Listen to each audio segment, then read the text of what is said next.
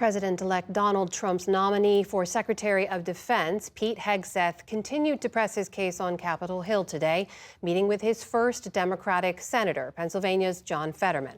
Hegseth has faced allegations of sexual misconduct, excessive drinking, and financial mismanagement, which he denies.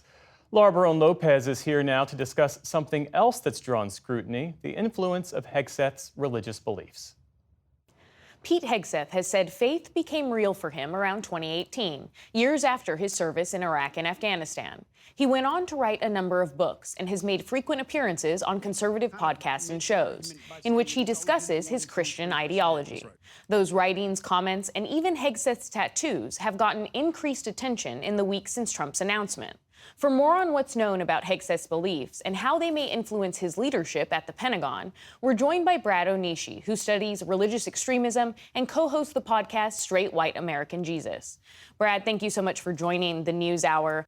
Let's start with what Hegseth has said explicitly. In his 2020 book, he wrote, "We don't want to fight, but like our fellow Christians 1,000 years ago, we must. Our American crusade is not about literal swords, and our fight is not with guns, yet." What does this kind of language, along with Hegseth's writings and other comments, tell you about his beliefs?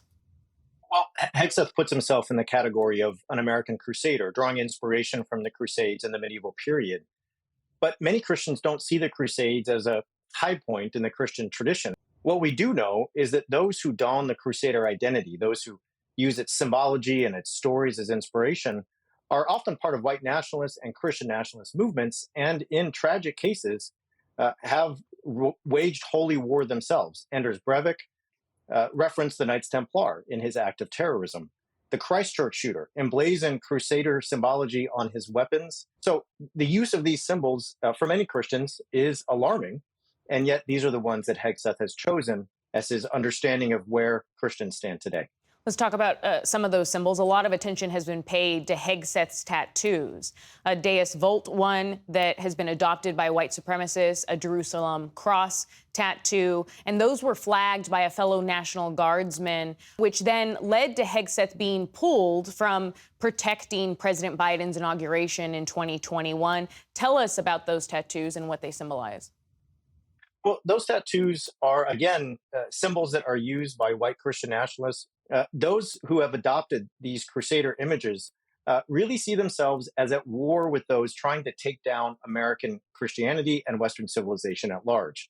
That means members of the LGBTQ community. That means trans people. That means those who don't see themselves as part of a Christian society. There's a temptation, I think, to write off Hegseth's tattoos as just an expression of his faith, or to say they're no big deal. But we just talked about him as donning a crusader identity.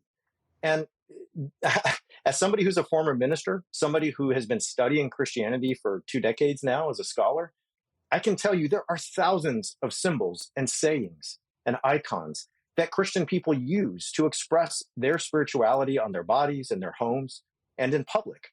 There are expressions of faith and peace, of love and forgiveness, but those are clearly not the ones Hegseth has chosen. President-elect Trump's transition team did not respond to requests for comment about Hegseth and his beliefs, but Hegseth and others have said that those tattoos are ones that a number of veterans have. They've also argued that his Christian beliefs are not extremist. How do you respond to that? Well, what I would say is that the evidence shows us that those who don those tattoos are prone to take part in extremist communities. It can be hard to pin intentionality on people.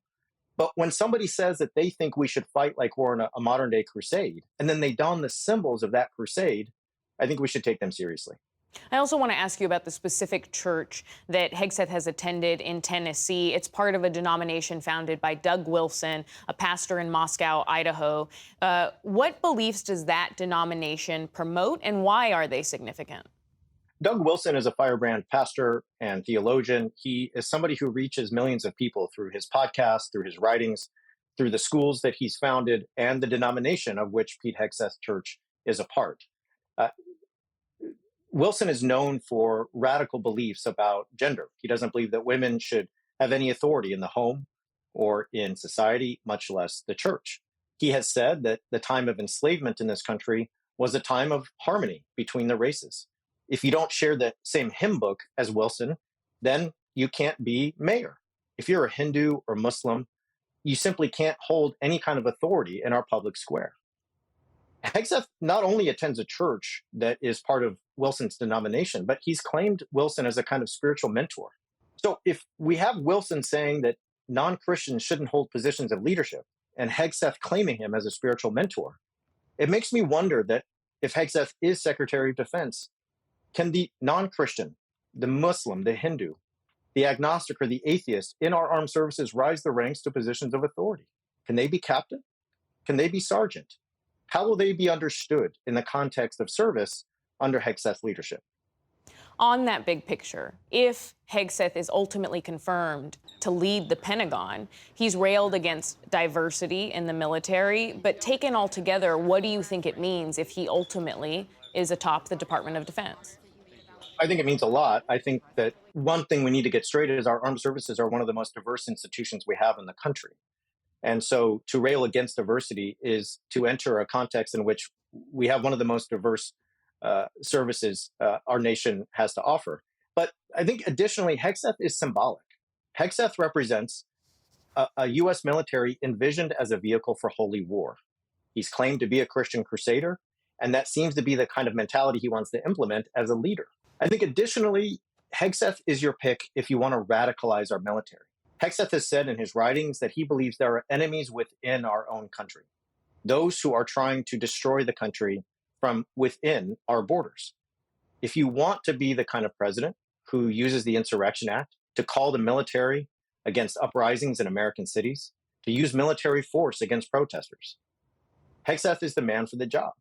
And he will do so believing that he's not waging some kind of brutal criminal act, but instead a holy war against the infidels within America's city gates. Brad Onishi, thank you for your time. Thank you.